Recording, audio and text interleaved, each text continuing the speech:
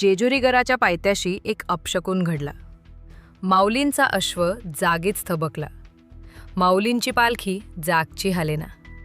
सगळेजण जोर लावू लागले, पण पुढे जे झालं त्याने 6 लाख वारकरी जागीच बर्फासारखे गोठले होय. एक घटना जी जेजुरीगडाच्या पायथ्यापासून समोर आली आहे. गेल्या 500 वर्षात जे घडलं नव्हतं तो एक अपशकुन जेजुरीच्या पायथ्याशी घडला.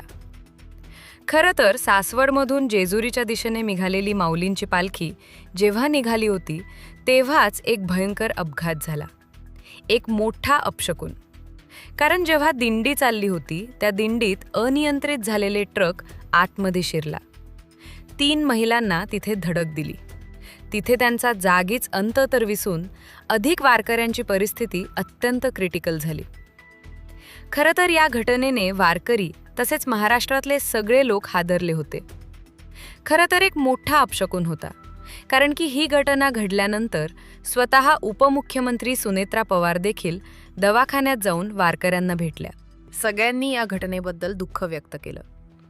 काही वेळानंतर परिस्थिती पुन्हा शांत झाली आणि वारी नेहमीप्रमाणे पुढे निघाली. प्रत्येकालाच वाटत होतं की आता सर्व काही सुरळीत पार पडेल. पण जेजुरीच्या दिशेने वारी जसजशी पुढे सरकत होती तसतसा एक अनपेक्षित प्रसंग जवळ येत होता. पालखी जेजुरीगडाच्या पायथ्याशी पोहोचली आणि अचानक वातावरणात एक वेगळीच शांतता पसरली. त्याच वेळी असा प्रकार घडला की उपस्थित वारकरीही काही क्षण स्तब्ध झाले. सुरुवातीला झालेल्या ट्रक अपघातामागे ब्रेक फेल झाले असावेत किंवा चालकाचा ताबा सुटला असावा अशी चर्चा सुरू होती. मात्र पोलिसांनी चालकाची चौकशी केल्यानंतर त्याने सांगितलेल्या माहितीनं अनेकांना धक्का बसला. दरम्यान जेजुरीगडाच्या पायथ्याशी पालखीचा पवित्र अश्व अचानक पुढे सरकेनासा झाला. कितीही प्रयत्न केले तरी तो जागेवरच उभा राहिला. काही क्षण संपूर्ण पालखी सोहळा थांबला आणि उपस्थितांमध्ये संभ्रमाचं वातावरण निर्माण झालं. नेमकं त्या क्षणी काय घडलं होतं? ट्रक चालकाने चौकशीत अशी कोणती माहिती दिली होती ज्याची चर्चा वारकऱ्यांमध्ये सुरू झाली? आणि या दोन्ही घटनांचा काही संबंध होता का, की तो केवळ योगायोग होता? या प्रश्नांची उत्तरं जाणून घेण्यासाठी पहा हा संपूर्ण सविस्तर रिपोर्ट. या घटनांची सुरुवात 13 जुलैच्या सकाळी झाली होती. सासवडहून हजारो वारकऱ्यांसह माऊलींची पालखी जेजुरीच्या दिशेने भक्तिभावाने मार्गक्रमण करत होती. 13 जुलैच्या सकाळी सासवडहून माऊलींची पालखी भक्तिभावाने जेजुरीच्या दिशेनं निघाली होती. लाखो वारकरी नामस्मरण करत पुढे चालत असतानाच जेजुरीजवळील भोंबळेमळा परिसरात अचानक एक ट्रक दिंडीत घुसला. या भीषण अपघातात 3 महिला वारकऱ्यांचा मृत्यू झाला तर अनेक जण गंभीर जखमी झाले. या घटनेमुळे संपूर्ण महाराष्ट्र हादरला. जखमी वारकऱ्यांची भेट घेण्यासाठी सुनेत्रा पवार रुग्णालयात पोहोचल्या आणि त्यांना धीर दिला. दरम्यान पोलिसांनी 70 वर्षीय ट्रक चालकाला ताब्यात घेऊन चौकशी सुरू केली. हा अपघात नेमका कसा घडला? चालकाची चूक होती की इतर काही कारण होतं? याचा तपास सुरू झाला. मात्र या अपघातानंतर जेजुरीगडाच्या पायथ्याशी घडलेल्या आणखी एका घटनेची चर्चा वारकऱ्यांमध्ये सुरू झाली. नेमकं काय घडलं होतं आणि त्या 2 घटनांचा काही संबंध होता का?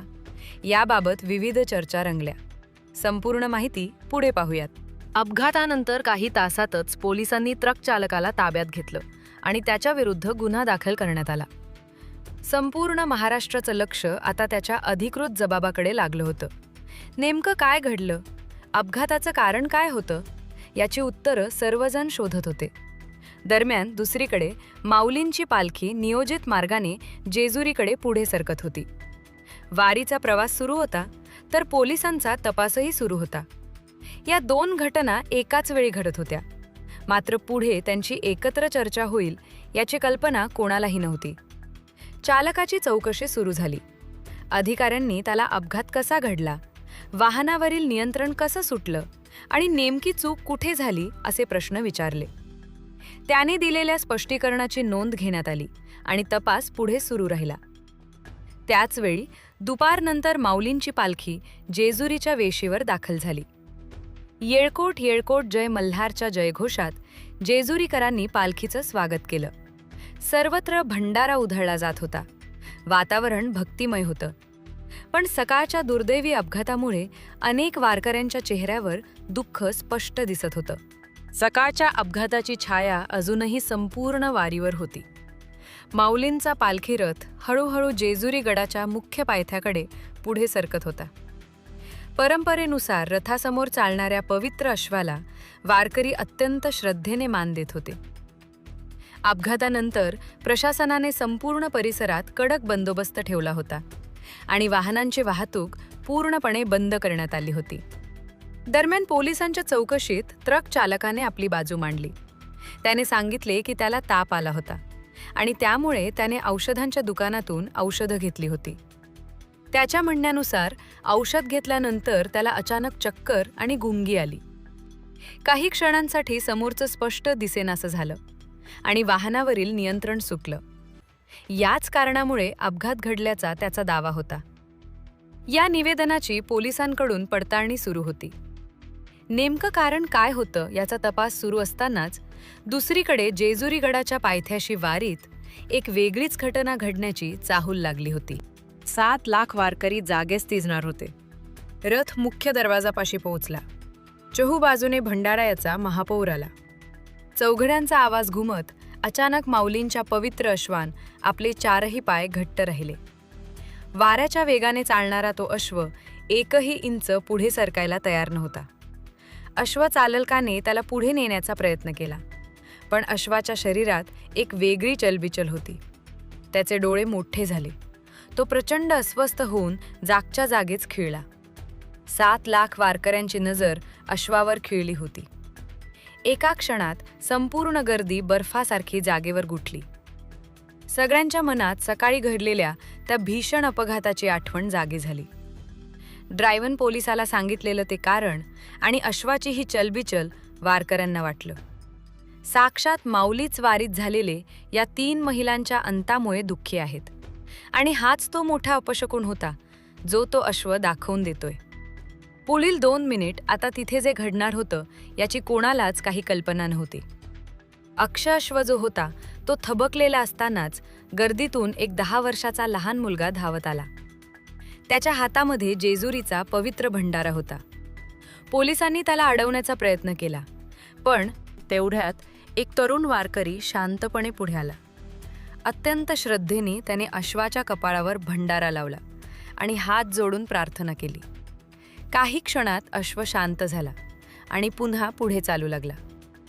हा प्रसंग पाहून उपस्थित वारकऱ्यांनी ज्ञानोबा तुकाराम आणि येळकोट जय मल्हारचा जयघोष केला. वातावरण पुन्हा भक्तिमय झालं. सकाळच्या दुर्दैवी अपघातामुळे दुःखी झालेल्या अनेक वारकऱ्यांच्या डोळ्यात अश्रू तरळले. या प्रसंगातून त्यांनी श्रद्धा, धैर्य आणि एकतेचा संदेश अनुभवला. अपघातात मृत्यू झालेल्या वारकऱ्यांना सर्वांनी भावपूर्ण श्रद्धांजली अर्पण केली आणि जखमी वारकरी लवकर बरे व्हावेत अशी प्रार्थना केली. या संपूर्ण घटनेबद्दल तुमचं मत काय आहे? कमेंट्समध्ये नक्की लिहा. अशा माहितीपूर्ण व्हिडिओसाठी चॅनलला सबस्क्राईब करा. धन्यवाद. राम कृष्ण हरी.